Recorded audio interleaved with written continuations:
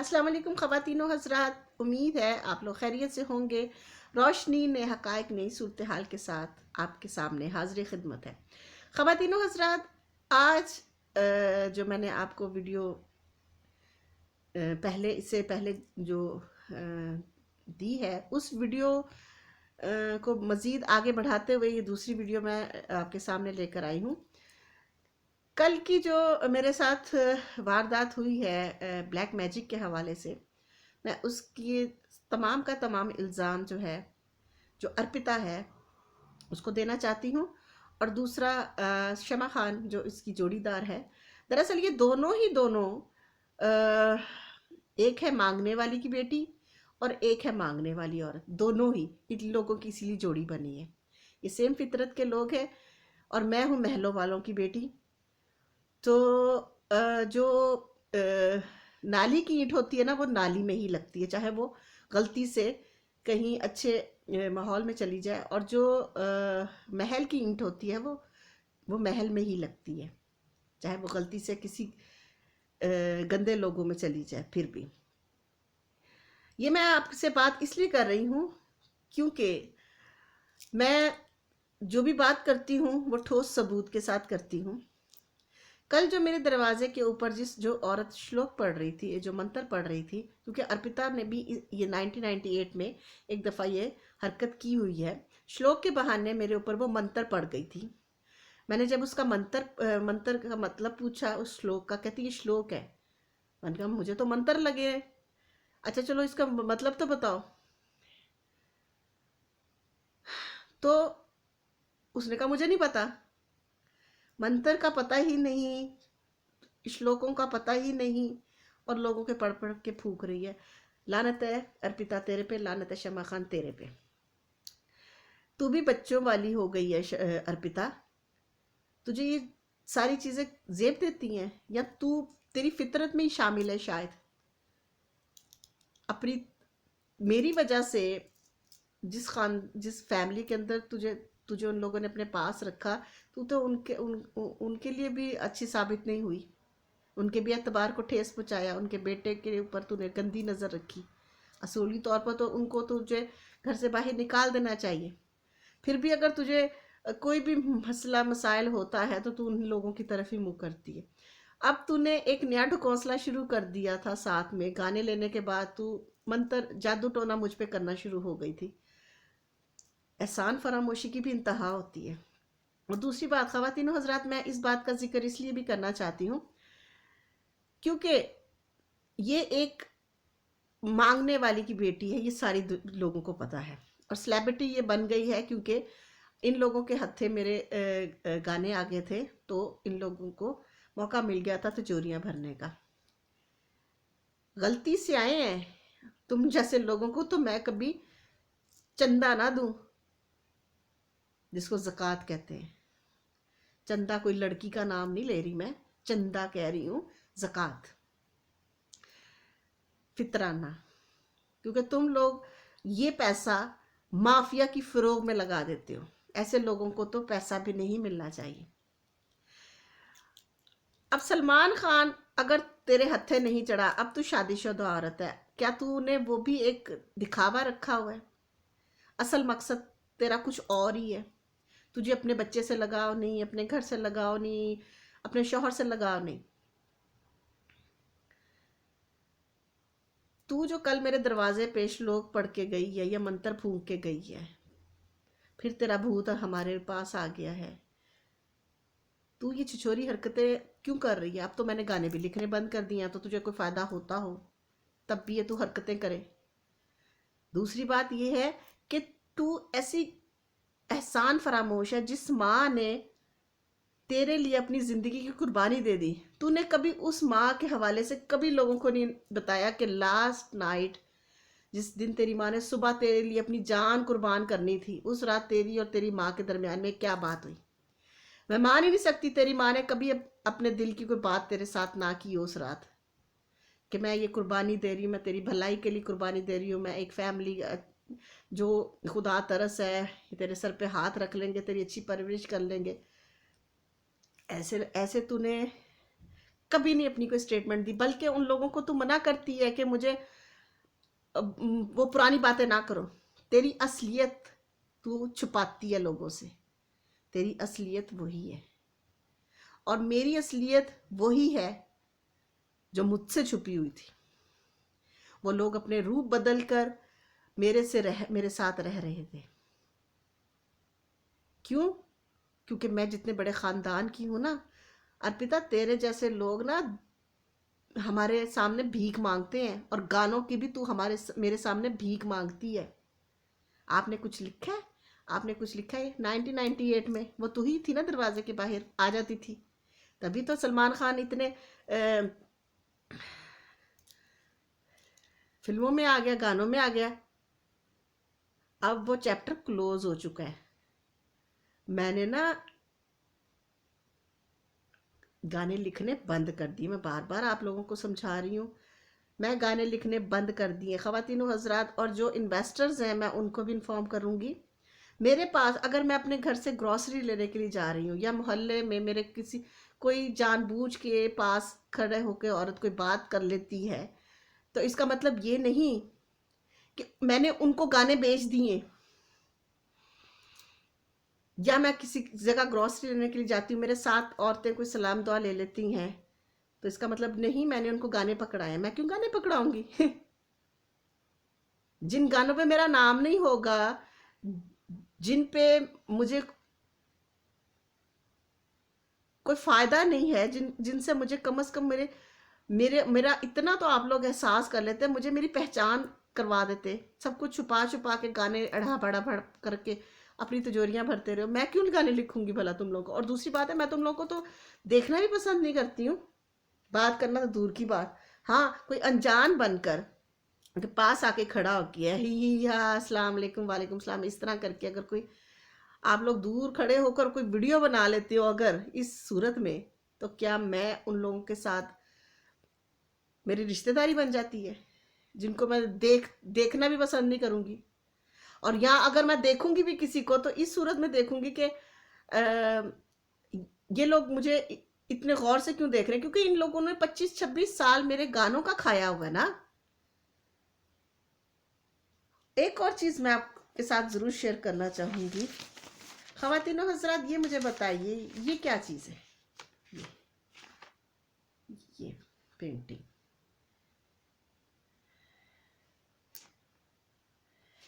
एक झोंपड़ी बनी हुई है, एक खजूर का दरख्त है, ये गाड़ी है बड़े टायरों वाली, और ये गमले रखे हुए हैं। ये है जी एक दरिया का, और ये डक है उसके अंदर, ये परिंदे उड़ रहे हैं, और ये है पहाड़, और ये है सूरज।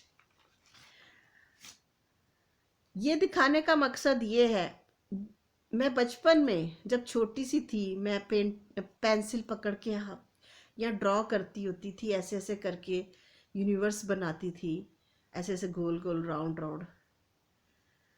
आपको बताऊं, वो मेरे बाबा ने इन लोगों से पेंटिंग खरीदी मेरी। ये लोग अपनी बच्ची के कागज पे बनाए गए एक एक हरफ को मेरे बाप को बेचते होते थे कि तुम्हारी बेटी ने पेंटिंग बनाई है, पहले ये शमा खान, पहले पैसे दो, फिर तुम्हें तुम्हारी बच्ची की ये पेंटिंग देंगे।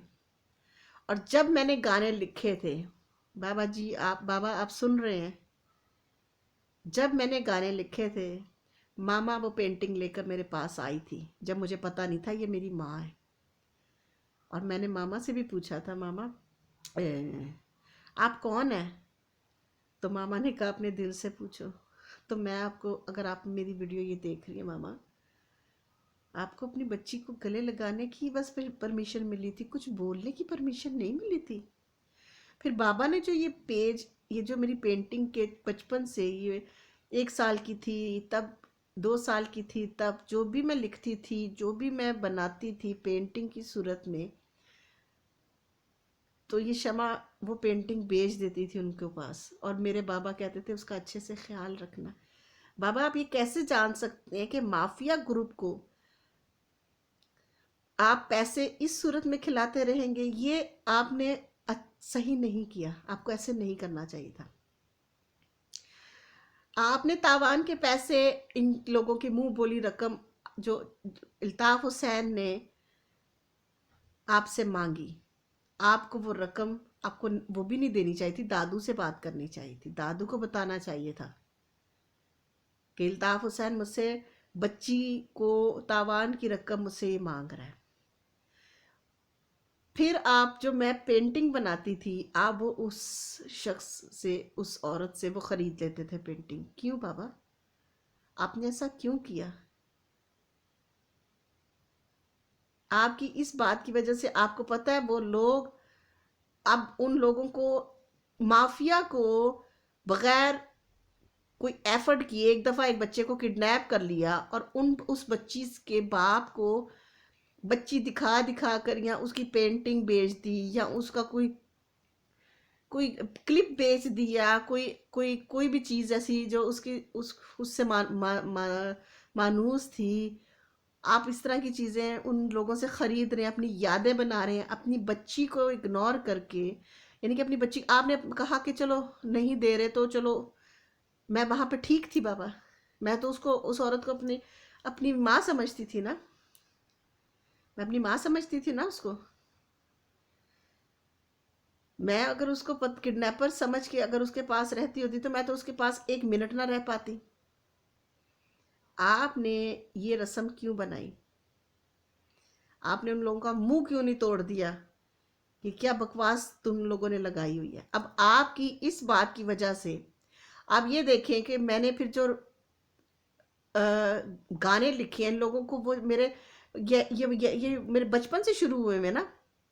मैंने जो लिखे, मैं जो कुछ भी लिखती थी वो आपको बेच देते थे। अब वो बेचने का सिलसिला इतना तवील चला मेरे साथ कि वो अभी तक मेरे साथ जुड़ के रहने की कोशिश कर रहे हैं। अब क्योंकि मैं इन लोगों के राज फाश करने लग गई हूँ, तो ये लोग मुझे, ये तो बचपन से भी काले इलम के मेरे साथ काम चल रहा था। तावीज़ पहना दिया कभी, शमा खान ने बचपन से मेरे गले में तावीज़ पहनाया हुआ था एक काले इलम का, तो मैं जब भी उतारती थी वो मुझे मारने लग जाती थी, मत उतारो।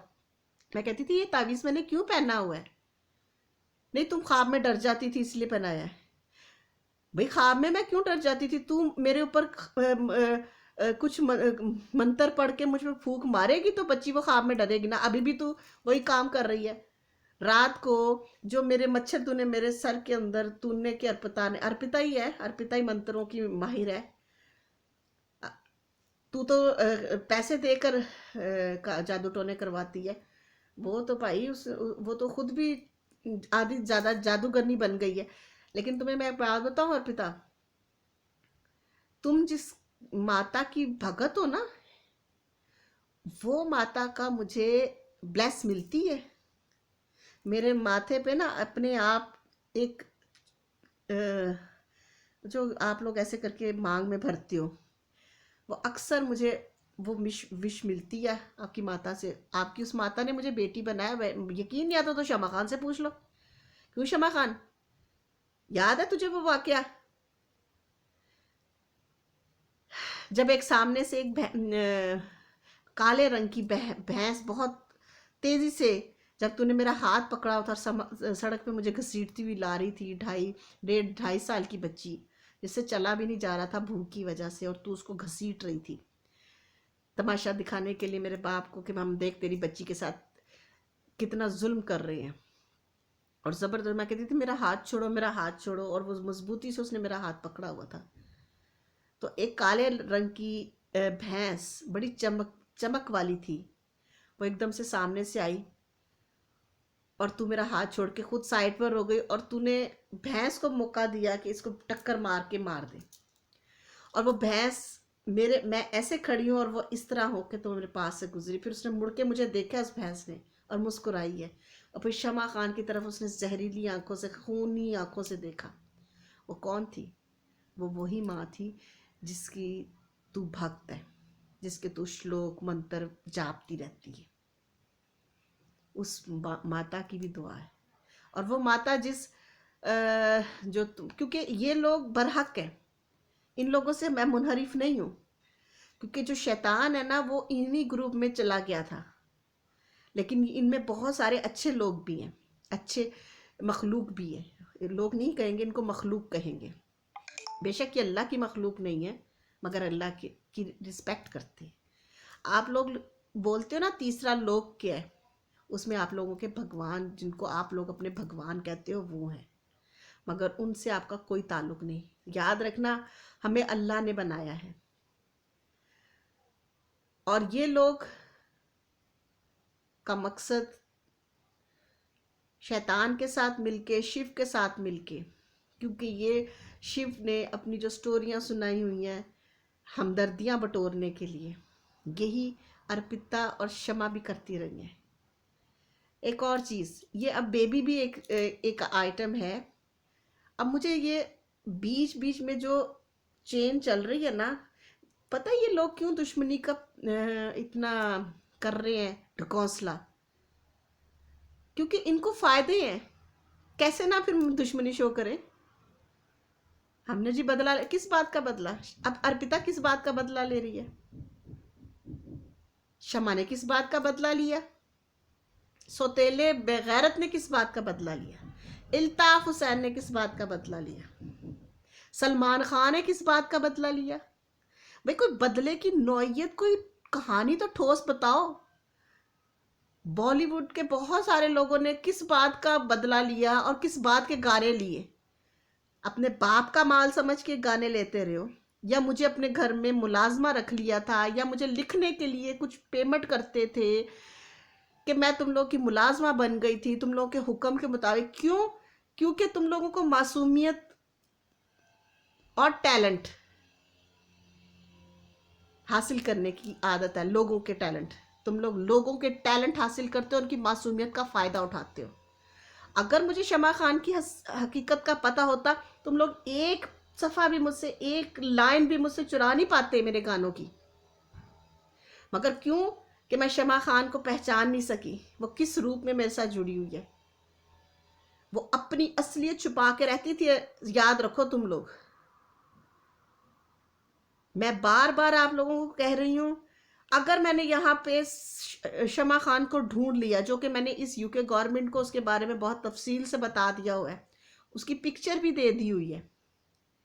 अगर यूके गवर्नमेंट ने उसको ढूंढ लिया, जो कि संड्रेला के नाम से है यहाँ पे, और दूसरा जो मेरे पेट के अंदर इन लोगों ने स्टोन रखे हैं, उस पे जो फिंगरप्रिंट्स हैं, उसको कोई आप लोग, मैं जब तक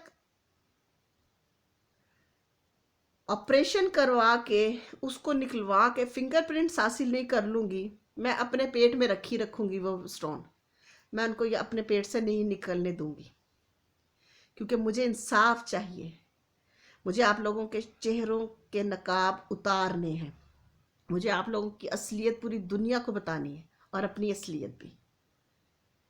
अपनी असलियत सबसे पहले, क्योंकि मेरे तक मेरी असलियत बहुत देर से पहुंची, और मैं आप लोगों को यही कहूँगी कि मुझे अपनी दुआओं में शामिल रखिएगा, ताकि मैं ऐसे भेड़िया सिर्फ जो आपके इर्द गिर्द अच्छा होने का नाटक करके आपके इर्द गिर्द मंडला रहे हैं, मैंने बहुत सारे आपको नाम दिए हुए हैं, मैंने बहुत सारे आपको चेहरों की पहचान करवाई हुई है, जिसमें इस्लाम टीवी चैनल वाले लोग भी हैं, जो माफिया के हवाले से माफिया के लोग हैं, उनके मेंबर हैं, उनसे बचें। बॉलीवुड के बहुत सारे नाम दे दिए हैं, उनसे बचें। और मैं ये आपको दावे के साथ कहूँगी, जब तक मैं बॉलीवुड को और बाकी जो जितनी भी अल्लाह पाक ने मुझे माफिया के ख़िलाफ़ जंग करने का हुक्म दिया है, मैं इंशाल्लाह सबको कैफरे किरदार पे लेकर जाऊंगी। ये मेरा आपका वादा है। क्यों कि जो धोखा मैंने रिश्तों की आड़ में खाया है, या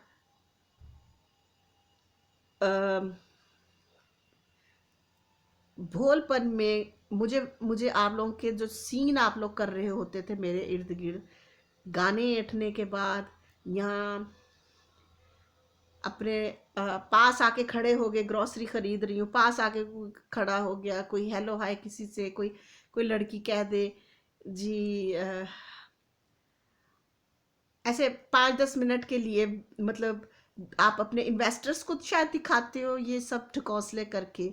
अगर मैं कोई सब्जी खरीद रही हूँ, कुछ चीज़ खरीद रही हूँ, तो ये नहीं खरीदो, ये खरीदें, ये अच्छे हैं, ये बुरे हैं, ये इस तरह की 5-2-4 मिनट की अगर गपशप हो गई, यूके का वेदर ऐसा है, यूके में ये वो, इस तरह के ढकोसले आप लोग करके अगर किसी को ये बताओ, इन्वेस्टर को जो बॉलीवुड में इन्वेस्टमेंट करते हैं, कि जी हमने इससे गाने ले लिए, तो ये सरासर झूठ होगा।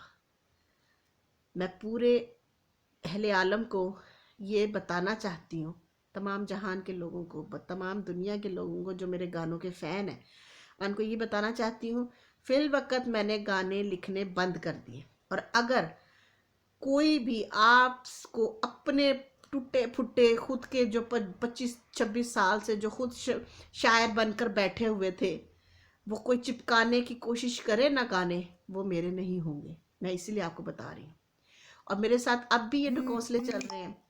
और अगर मेरी जिंदगी यहीं पे वाइंड अप हो जाए अगर, तो याद रखिएगा, एक तो मेरी जिंदगी अल्लाह पाक ने जितनी बनाई है मैं उतनी ही करूंगी, लेकिन उसको तकलीफ दे बनाने का जो सेहरा होगा वो माफिया के सर पे होगा। और माफिया की पूरी लिस्ट मैं आपको देती जा रही हूँ। बचपन से लोग मुझे मारने की कोशिश कर रहे थे, नहीं मरी। फिर इनको गाने मेरे मिल गए, अब वो लाजमी मुझे मारने की कोशिश करेंगे, क्योंकि मैं आप लोगों तक सच्चाई पहुंचाऊंगी। लेकिन काले इल्म का जरिया बने या कोई सा भी जरिया बने, जब तक मेरे अल्लाह मुझे नहीं बुलाएंगे अपने पास, मुझे कुछ भी नहीं होगा। बनिस्बत इसके कि अगर मैं कोई तकलीफ में चली जाऊं, कि बीमारी में चली जाऊं, किसी चीज़ में चली जाऊं, मगर मुझे मेरे अल्लाह वो भी नहीं ऐसा मेरे साथ होने देंगे, क्योंकि मैं आप लोगों तक सच्चाई पहुंचानी है। मैंने आप लोगों तक सच्चाई पहुंचा के रहनी, क्योंकि जो सच्चाई है वो मेरे अल्लाह को पता है। और वो सच्चाई सारी, और अल्लाह मेरे चाहते हैं कि मैं अपने ऊपर होने वाले नाहक जुल्म का बदला लूं इन लोगों से। इनको माफ़ी नहीं मिलेगी, इन लोगों को ये माफ़ी के काबिल नहीं है। क्योंकि कुछ लोग माफ़ी करके तौबा कर लेते हैं, मगर कुछ लोग माफ़ी मांग कर अगले प्लान की तैयारी करते हैं। तो मैं आप लोगों को यही कहूँगी कि ऐसे लोगों के शर से बचें। हमारे कुरान पाक का है, कुल औज़ु बिस्मिल्लाहिर्रहमानिर्रहीम, कुल औज़ु रब्बिन नास मालिकिन नास इलाहिन नास मिन शर्रिल वसवासिल खन्नास अल्लाज़ी युवस्विसु फी सुदूरिन नास मिनल जिन्नति वन नास। यानी कि शर फैलाने वालों के और हासिदों के हसद से बचें।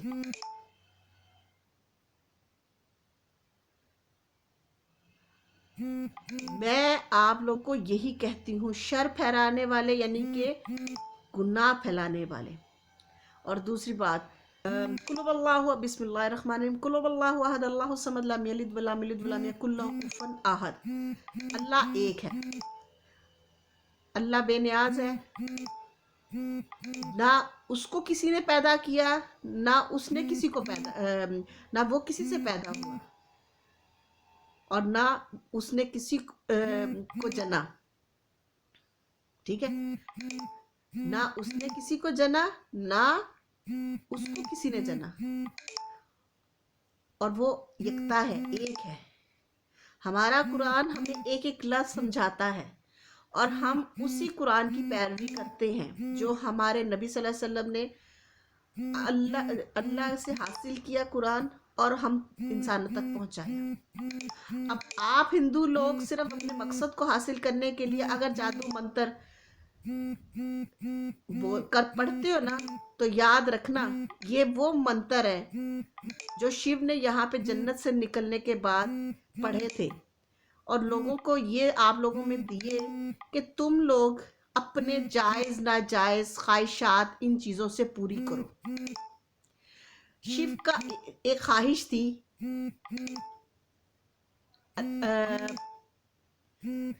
अल्लाह को हासिल करना, जन्नत को हासिल करना, क्योंकि वह जन्नत से इंसान की वजह से निकला था। मगर आप जैसे लोगों का कोई मकसद ही नहीं है। आप लोगों के मकसद सब खत्म हो चुके हैं, जहन बिल्कुल डेड हो चुके हैं। दुनिया से ज्यादा आप लोग सोच नहीं सकते, दुनिया से ज्यादा आप लोगों की कोई तमन्ना नहीं होती।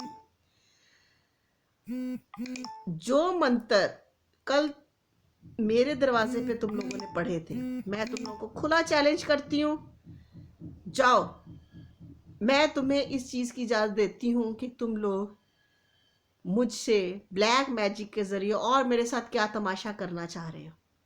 मुझ पे कोई किसी जादू का असर नहीं होगा इंशाल्लाह। हमारे जो अल्लाह पाक ने हमें तुम जैसे लोगों से बचाने के लिए जो चारों कुल बना के भेजे हैं ना, हम लोग वो कुलों की हिफाजत में हैं। आप लोगों से इजाज़त चाहती हूँ ख़वातीन और हज़रात। अगली वीडियो में फिर मुलाकात होगी, तब तक के लिए अल्लाह हाफिज़।